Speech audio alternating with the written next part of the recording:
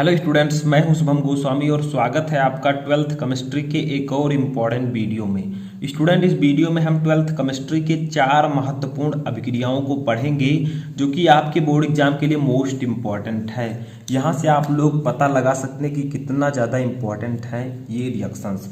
जैसा कि आपको पता है कि इस समय हम ट्वेल्थ केमिस्ट्री के इम्पॉर्टेंट रिएक्शन की एक सीरीज चला रहे हैं जिसमें आपको क्या होता है जब और कैसे प्राप्त करोगे इन टॉपिक के रिएक्शंस को मैं बता रहा हूँ। ठीक है, इससे पहले भी मैंने 7 से 8 वीडियो इम्पॉर्टेंट रिएक्शन का अपलोड कर दिया है, तो उसको अगर आपने नहीं देखा है तो मैं लिंक डिस्क्रिप्शन में दे दूंगा या फिर आप लोग सर्च करके या चैनल पर जाकर देख सकते हैं। ठीक है, तो देखिए सबसे पहले हम लोग यहाँ पर इस वीडियो में हम कैसे प्राप्त करोगे कि 4 महत्वपूर्ण अभिक्रियाओं को पढ़ेंगे। ठीक है, कैसे प्राप्त करोगे मेथिल अल्कोहल से एथिल अल्कोहल।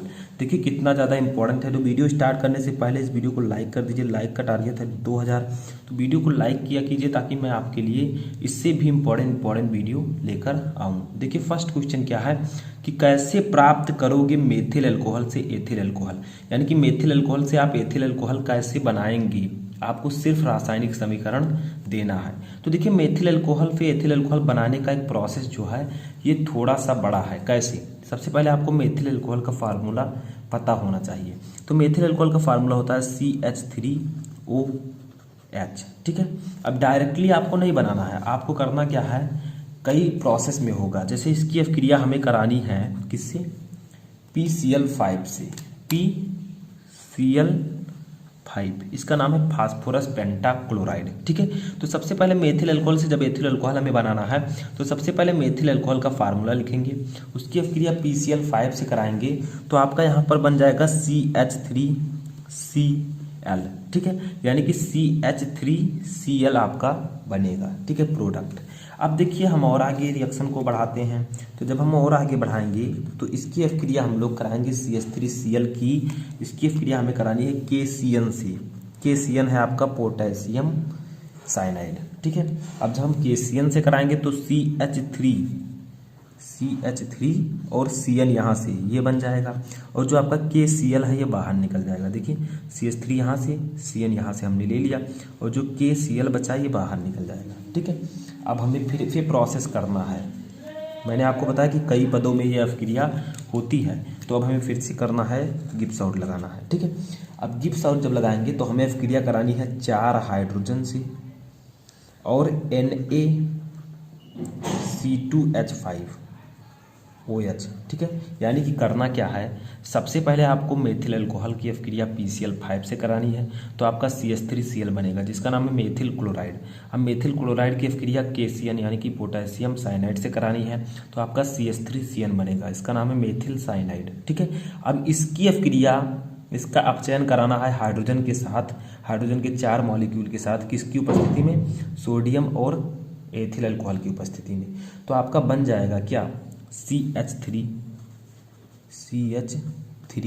ठीक है, CH2 और NH2। देखिए कैसे बना, CH3 हमने ये वाला ले लिया। ठीक है, यहाँ पर हमने लिख दिया। ठीक है, अब यहाँ से हाइड्रोजन 4 है तो हमने C ले लिया, C यहाँ पर ले लिया। ठीक है, और 2 हाइड्रोजन इसमें से ले लिया तो H2 हो गया। अब यहाँ पर 2 हाइड्रोजन और बचा तो N और H2 हमने यहाँ पर लिख दिया। ठीक है, N के साथ H2 जुड़ गया तो NH2। तो ये आपका बन गया क्या, एथिल एमीन। ठीक है, इसका नाम है एथिल एमीन, 2 कार्बन है तो एथिल एमीन। अब आपको एथिल एमीन की अभिक्रिया करानी है किसके साथ, HNO2 के साथ। ठीक है, HNO2 के साथ हमें एथिल एमीन की अभिक्रिया करानी है तो आपका बन जाएगा क्या, CH3 CH2OH और यही है आपका एथिल अल्कोहल। देखिए CH3 ये निकल गया, CH2 ये निकल गया। ठीक है, एक वो यहाँ से और एक H यहाँ से। ठीक है, ये निकल गया, समझ में आया, एक वो और एक H। अब आपका बचा क्या, N2 और प्लस। ठीक है, तो इस प्रकार से आपका एथिल अल्कोहल बना, किससे, मेथिल अल्कोहल से। हमें कई प्रोसेस में ये अभिक्रिया करानी थी। तो देखिए हम क्या लिखेंगे, मेथिल अल्कोहल, मेथिल अल्कोहल। ठीक है, अब मेथिल अल्कोहल की हमने अभिक्रिया कराई तो आपका मिला मेथिल क्लोराइड। मेथिल क्लोराइड, इनका नाम मैं बता रहा हूँ ताकि आप लोगों को याद रहे। ठीक है, इसका नाम मैं बता देता हूँ, इसका नाम है मेथिल साइनाइड। इसका हमने हाइड्रोजन के साथ अभिक्रिया कराई तो आपका बना एथिल एमीन, इसका नाम है एथिल एमीन, ठीक है। अब इसकी अभिक्रिया जब हुई HNO2 के साथ तो आपका बना एथिल अल्कोहल। इस प्रकार से हम मेथिल अल्कोहल से एथिल अल्कोहल प्राप्त कर सकते हैं, ठीक है। समझ में आ गया? सिर्फ आपको प्रोसेस समझना है कि सबसे पहले हमें मेथिल अल्कोहल की अभिक्रिया PCl5 से करानी है तो हमारा मेथिल क्लोराइड बनेगा। मेथिल क्लोराइड की अभिक्रिया KCN से करानी है तो हमारा CH3CN यानी कि मेथिल साइनाइड बनेगा। फिर इसका 4 हाइड्रोजन के साथ Na और C2H5OH की उपस्थिति में अभिक्रिया करा देनी है तो हमें एथिल अमीन प्राप्त होगा। और एथिल अमीन की अभिक्रिया HNO2 से कराने पर हमें एथिल अल्कोहल प्राप्त होगा। इस प्रकार से हम मेथिल अल्कोहल से एथिल अल्कोहल बना सकते हैं, ठीक है। समझ में आया? अब चलिए सेकेंड रिएक्शन हम लोग देखते हैं। ये सेकेंड रिएक्शन हमारा है कि कैसे प्राप्त करेंगे बेंजीन से बेंजोइक अम्ल, यानी कि आप बेंजीन से बेंजोइक अम्ल कैसे बनाएंगे। तो देखिए कैसे बनाएंगे। सबसे पहले हम बेंजीन का फार्मूला लिखते हैं C6H6, सभी को पता है, ठीक है। अब अगर हमें बेंजीन से बेंजोइक अम्ल बनानी है तो इसकी अभिक्रिया करानी होगी मेथिल क्लोराइड से CH3Cl से, ठीक है। किसकी उपस्थिति में, यानी कि कुछ प्रेरक भी तो होंगे, तो निर्जल AlCl3, ठीक है, निर्जल AlCl3, ठीक है, AlCl3।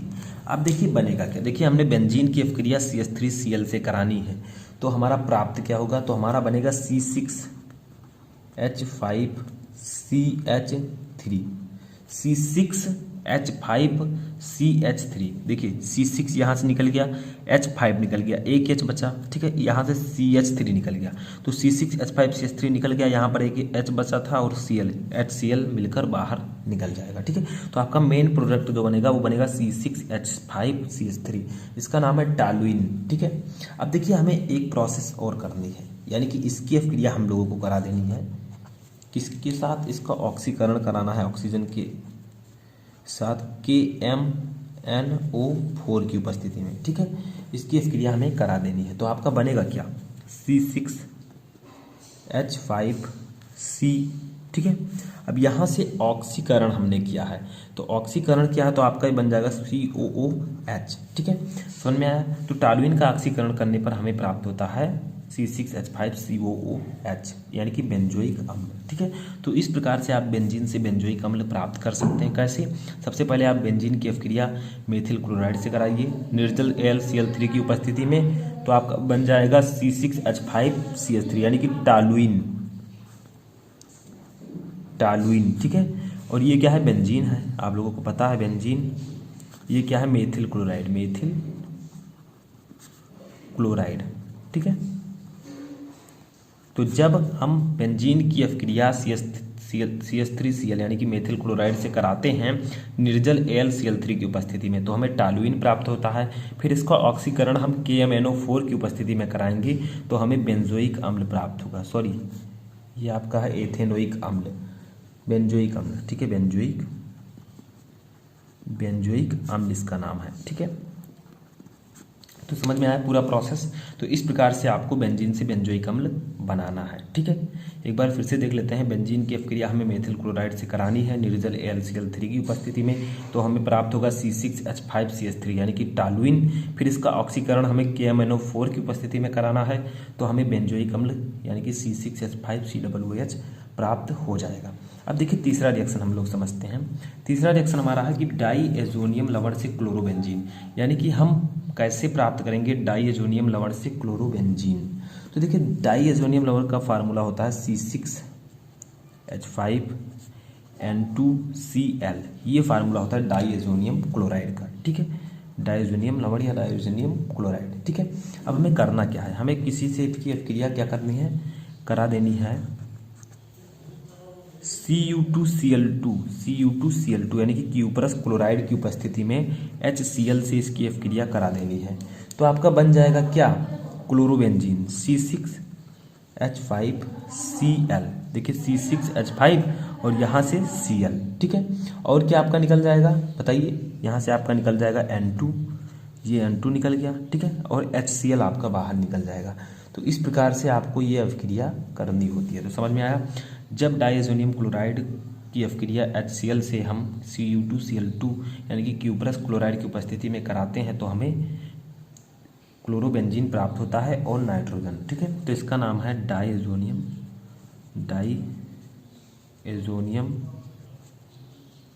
लवण। ठीक है, इसका नाम है क्लोरोबेंजीन। ठीक है, तो इस प्रकार से आपको अभिक्रिया करनी होती है अगर आपको डायज़ोनियम लवण से क्लोरोबेंजीन बनाना है।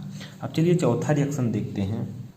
तो देखिए अगला हमारा है फिनॉल से टॉल्यूइन, यानी कि कैसे प्राप्त करेंगे फिनॉल से टॉल्यूइन। तो फिनॉल का फार्मूला तो आप सभी को पता है कि C6H5OH होता है। ठीक है, अब अगर हमें इससे टॉल्यूइन बनाना है तो इसकी अभिक्रिया सबसे पहले हमें करानी होगी किससे, Zn से, यानी कि Zn जिंक से।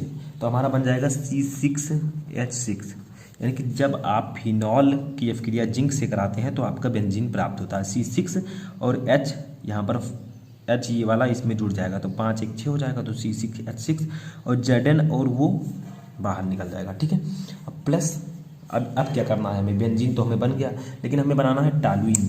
तो चलिए थोड़ा और प्रोसेस आगे बढ़ाते हैं। तो क्या कीजिए आप लोग CH3Cl से इसकी अभिक्रिया करा दीजिए, और किसकी उपस्थिति में, AlCl3 की उपस्थिति में। ठीक है, AlCl3 की उपस्थिति में इस बेंजीन की अभिक्रिया हम मेथिल क्लोराइड यानी कि CH3Cl से करा देते हैं।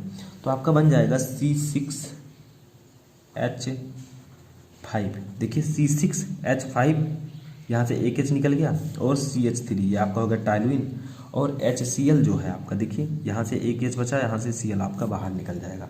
तो इस प्रकार से आप फिनॉल से टॉल्यूइन बना सकते हैं। तो ये आपका है फिनॉल।